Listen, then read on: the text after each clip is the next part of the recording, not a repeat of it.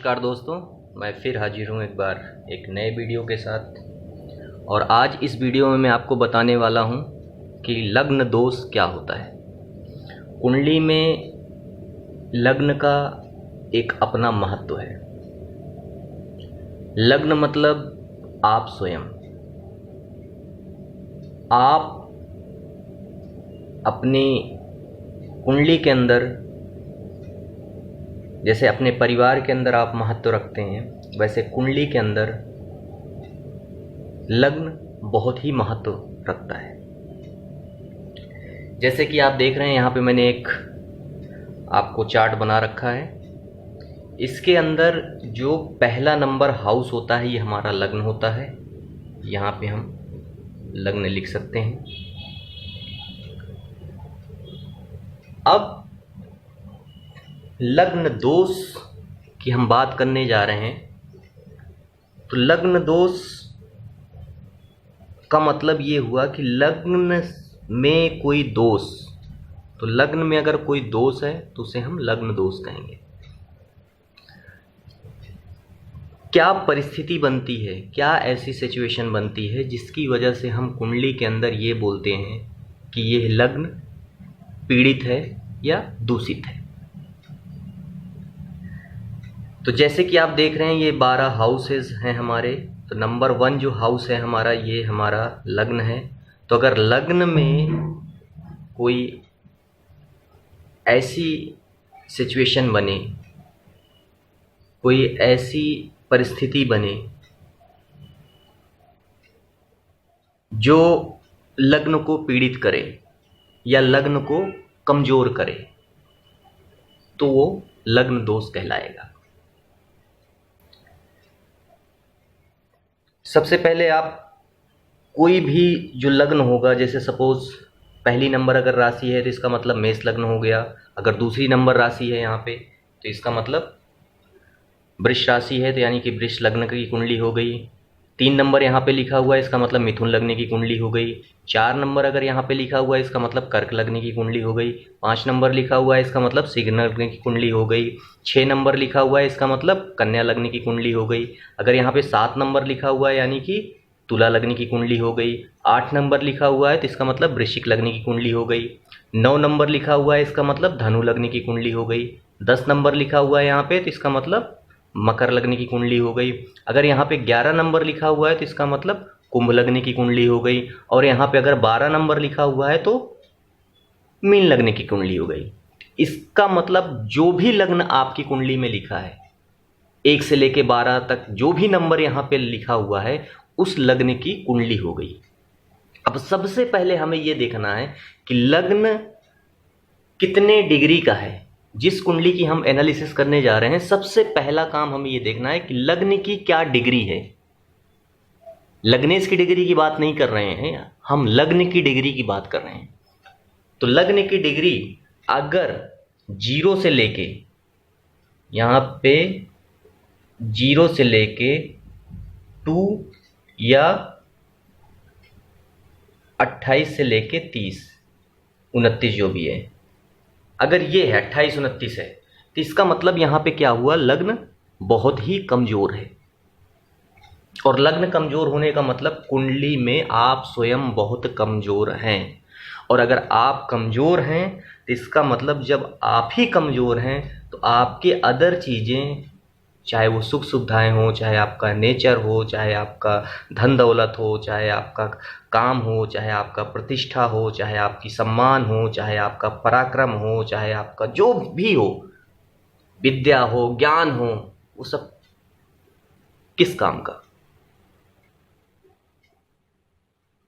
क्या यूज है अगर आप कमजोर हैं। तो आप अगर स्वयं कमजोर हैं तो इन सब चीजों का फिर आपकी जिंदगी में क्या महत्व रखता है।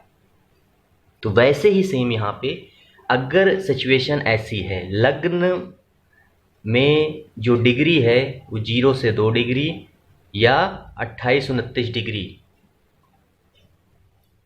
यानी कि आपका लग्न अगर बिल्कुल बाल्य अवस्था में है या वृद्ध अवस्था में है तो लग्न दोष का निर्माण होता है। ये पहली कंडीशन हो गई।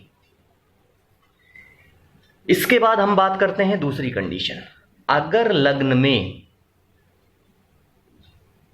राहु और केतु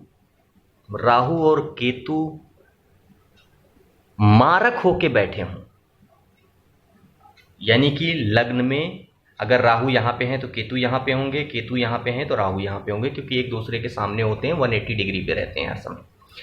तो अगर कुंडली मान लेते हैं, ये कुंडली हमारी यहां पे 8 नंबर यानी कि वृश्चिक लग्न की कुंडली है हमारी, या 9 नंबर की कुंडली है, 9 नंबर की धनु लग्न की कुंडली है।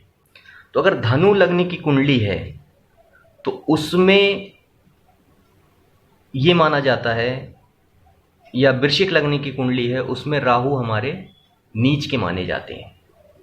या कोई ऐसी कुंडली आप लेते हो, कोई ऐसा लग्न लेते हो जिसमें राहु और केतु को मारक है, मारक की सिचुएशन में है, तो अगर वो यहां पे आके बैठते हैं, आपके लग्न में आके बैठते हैं, तो कुंडली आपकी लग्न दोष से पीड़ित हो जाती है। ये हो गई हमारी दूसरी कंडीशन।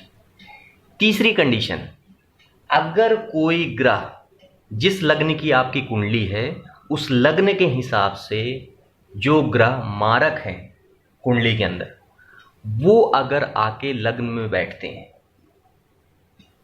और लग्न में बैठने में मारक की स्थिति में आके बैठते हैं, तब भी एक तरह का लग्न दोष का निर्माण होता है कुंडली में। यानी कि कोई लग्न की कुंडली है, 1 से लेकर 12 तक कोई भी लग्न कुंडली हो सकती है, और अगर आपको मारक और कारक समझना है तो मेरे पीछे के वीडियो में आप जाएंगे तो वहाँ पे आपको हर लग्न कुंडली के हिसाब से मारक और कारक, जैसे मेष लग्न में कौन से ग्रह मारक हैं और कौन से ग्रह कारक हैं, वो आपको पता चल जाएगा। तो जो भी आपकी लग्न कुंडली है वो आप पीछे जाके वहाँ से देख लें कि ये ग्रह मेरे कुंडली के अंदर मारक है, और अगर वो आपके लग्न में बैठा हुआ है तो आप मान लें कि आपकी जन्म लग्न कुंडली के अंदर लग्न दोष बन रहा है। फिर इसके बाद हम बात करते हैं कि अगर लग्न के अंदर, लग्न में कोई भी मारक ग्रह, उस लग्न के हिसाब से कोई भी मारक ग्रह कुंडली में दृष्टि डालता है, कोई भी मारक ग्रह, मतलब अगर मिथुन लग्न की कुंडली है उसमें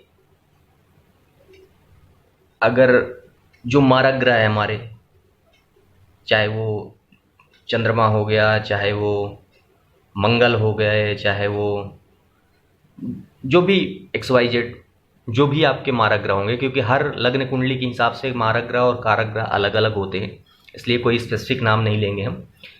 जो भी उस लग्न कुंडली के हिसाब से मारक और कारक हैं, तो अगर मारक ग्रह की दृष्टि लग्न के ऊपर पड़ती है तो इसका मतलब कि लग्न दोष का निर्माण हो रहा है। इसके बाद लास्ट एक कंडीशन और मैं बताने जा रहा हूं, अगर दूसरे नंबर हाउस में और 12वें नंबर हाउस, लग्न का एक घर पीछे और लग्न का एक घर आगे, अगर इन दोनों घर में कोई क्रूर ग्रह या पापी ग्रह बैठा हो, यहां पे क्रूर ग्रह हो या पापी ग्रह हो, अगर इन घर में बैठा हुआ है तो इसका मतलब इस घर को उसने पीड़ित कर दिया।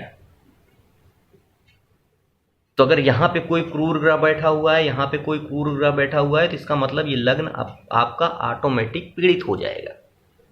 और अगर पीड़ित हो गया तो इसका मतलब आपकी कुंडली में लग्न दोष का निर्माण हो रहा है। अब मैंने आपको 4-5 कंडीशन इसमें बता दी है, तो इनमें से अब आपको ये देखना है, कोई ज़रूरी नहीं कि एक अगर बन रहा है तो इसका मतलब सारी कुंडली खराब हो गई। आपको ये देखना है कि इन 5 में से कितने कंडीशंस हैं जो इस पे मैच कर रही हैं, जो इस पे मतलब इस लग्न को खराब करने की कोशिश कर रही हैं। तो अगर डिग्री कम है या वृद्धावस्था में है, पहली कंडीशन। दूसरी कंडीशन कि राहु केतु मारक स्थिति में आके लग्न में बैठे हुए हैं। तीसरी कंडीशन, मारक ग्रह आके लग्न में बैठा हुआ है। चौथी कंडीशन, कोई मारक ग्रह की दृष्टि लग्न में पड़ रही है या दूसरे और 12वें नंबर हाउस में कोई पापी या क्रूर ग्रह बैठा हुआ है। तो अगर ये सिचुएशन बनती है लग्न कुंडली के अंदर तो इसे हम लग्न दोष कहते हैं। और लग्न दोष कुंडली में होना मतलब सबसे बड़ा दोष है, क्योंकि हर चीज़ आपके पास है मगर आप स्वयं कमज़ोर हैं। इसका मतलब ये हुआ कि आपके लिए बाकी सारी चीज़ों का अब कोई महत्व नहीं रहता। तो अगर आपकी कुंडली में लग्न कमज़ोर है तो या लग्न दोष है तो इसका मतलब ये हुआ कि आप जिस लग्न की कुंडली है उस लग्न के जो स्वामी हैं उसका आप बीज मंत्र का जाप अपनी ज़िंदगी में जब से आप ये वीडियो देख रहे हैं इसके बाद से अगर आप शुरू कर देते हैं तो आपके जीवन में जो भी कठिनाइयां हैं, जो भी परेशानी है, जो आपके साथ कंटिन्यूअस लगी रहती हैं, चाहे वो छोटी परेशानी हो चाहे वो बड़ी परेशानी हो, तो आपको उसमें 100% है कि उसमें फ़ायदा ज़रूर होगा। और जैसे भी हो आपका लग्न मजबूत होना चाहिए। उसके लिए अगर आपकी कुंडली में रत्न कोई अलाउ करता है तो आप रत्न धारण करें। अगर रत्न नहीं अलाउ करता है तो उसके हिसाब से आप उस ग्रह का बीज मंत्र का जाप करें और कंटिन्यूअस जाप करें, तो आपको उससे बहुत फ़ायदा होगा। बहुत बहुत धन्यवाद। ओम नमः शिवाय।